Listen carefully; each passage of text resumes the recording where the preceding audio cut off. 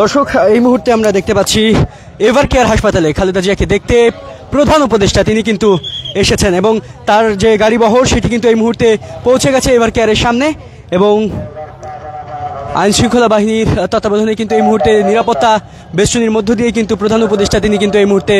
খালেদা জিয়াকে দেখতে ever care হাসপাতালে কিন্তু তিনি এসেছেন।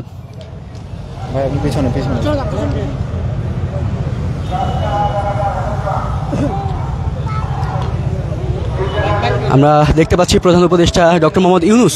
তিনি কিন্তু প্রবেশ করলেন এভার কেয়ার হাসপাতালে এবং তার সাথে সাথে কিন্তু বেশ কয়েকটি গাড়িবহর অ্যাম্বুলেন্স থেকে শুরু করে সব ধরনের গাড়িবহর কিন্তু রাখা হয়েছে। নিরাপত্তা জোরদারের বিষয়টি কিন্তু এখানে আমরা লক্ষ্য করছি এবং বেশ কিছুক্ষণ ধরেই কিন্তু এই নিরাপত্তা বেষ্টনীতে ছিল এই এভার কেয়ার এলাকাটি এবং এই মুহূর্তে আমরা দেখতে পাচ্ছি প্রধান উপদেষ্টার যে গাড়িবহর সেটি কিন্তু এভার কেয়ার হাসপাতালে প্রবেশ করছে। ইতিমধ্যে কিন্তু এভার কেয়ার হাসপাতালে প্রধান উপদেষ্টার গাড়িবহর সেটি কিন্তু প্রবেশ করেছে এবং আমরা দেখেছি প্রায় আধা ঘন্টা যাবৎ কিন্তু এখানে নিরাপত্তা জোরদার করা হয়েছিল, কঠোর নিরাপত্তা জোরদার করা হয়েছিল এবং এই মুহূর্তে আমরা দেখতে পাচ্ছি প্রধান উপদেষ্টার যে গাড়িবহর সেটি কিন্তু প্রবেশ করেছে এভার কেয়ার হাসপাতালে। ডক্টর মোহাম্মদ ইউনূস তিনি কিন্তু আজকে ৩ ডিসেম্বর খালেদা জিয়াকে দেখতে এসেছেন এবং আমরা যখন শুনছি খালেদা জিয়ার অবস্থা অপরিবর্তিত এবং সেই সময়টাতে কিন্তু আমরা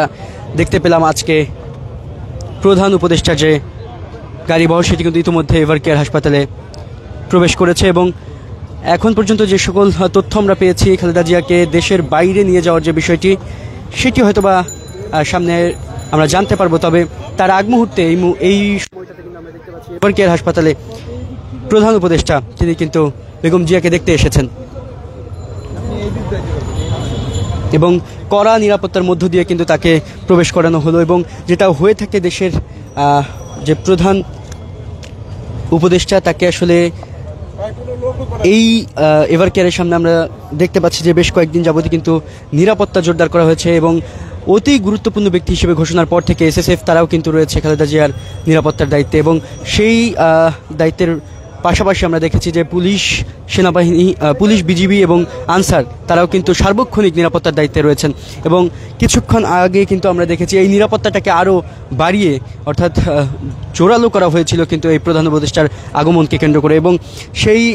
এই পর্যায়ে কিন্তু এই মুহূর্তে সাধারণ যারা রয়েছেন তারা কিন্তু কিছুক্ষণ আগেও যেই দৃশ্যটি ছিল এভার কেয়ারের সামনে যে সাধারণ যারা দেখতে আসছেন আবেগ আপ্লুত হয়ে খালেদা জিয়াকে দেখার চেষ্টা করছিলেন এবং আশা নিয়ে এসেছিলেন তারা কিন্তু অবস্থান করতে পারছিলেন, কিন্তু এই মুহূর্তে তাদেরকেও কিন্তু এই এভার কেয়ারের সামনে অর্থাৎ প্রবেশদ্বারে কিন্তু তাদের অবস্থান নিতে নিষেধ করা হচ্ছে এবং আমরা দেখতে পাচ্ছি এক প্রকার বাধা প্রদান করা হচ্ছে আইন শৃঙ্খলা বাহিনীর পক্ষ থেকে এবং এখানে যারা আসলে চিকিৎসাধীন রয়েছেন সাধারণ যারা